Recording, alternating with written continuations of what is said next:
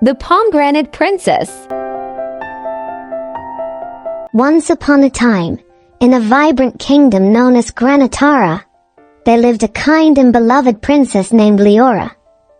She was often referred to as the Pomegranate Princess because she was born under a pomegranate tree, and her beauty mirrored the lush, vibrant fruit. With her flowing auburn hair, sparkling brown eyes, and a gentle smile, Princess Leora was known for her deep compassion for all living things. In Granatara, pomegranates were not just a delicious fruit. They were a symbol of prosperity and fertility. The kingdom thrived on the harvest of these fruits, which brought wealth and happiness to the people. Every year, the kingdom celebrated a grand festival in honor of the pomegranate harvest. And it was during this festival that Leora would shine the brightest, welcoming everyone with warmth and generosity. However, there was one person who did not share in the kingdom's joy. A jealous sorceress named Malvina. Malvina lived in a dark and twisted forest where no light could penetrate. She had always coveted the beauty and kindness of Princess Leora, and despised the joy the pomegranate harvest brought to Granatara. Consumed by her envy, she devised a wicked plan to ruin the festival and take away the kingdom's beloved princess.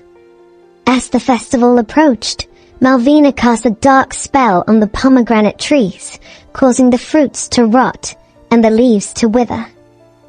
On the eve of the festival, she unleashed a terrible storm that destroyed the pomegranate orchards, leaving the kingdom in despair.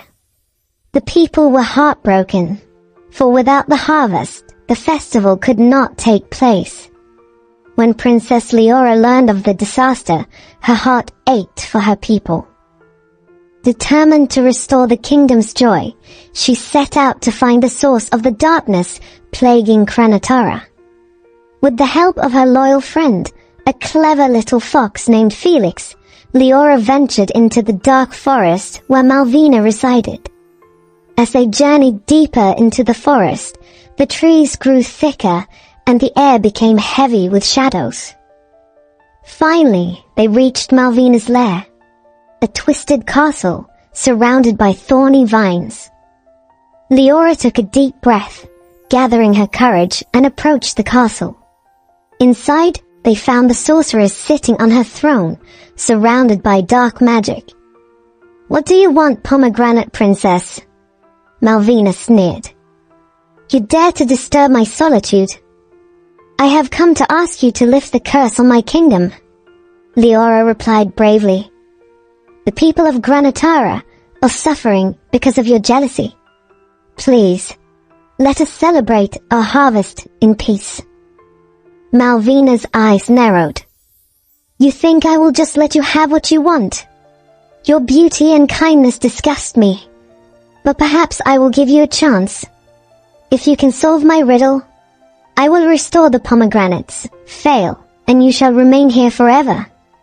Leora nodded, her determination unwavering. "I will accept your challenge." Malvina leaned forward, her voice dripping with malice.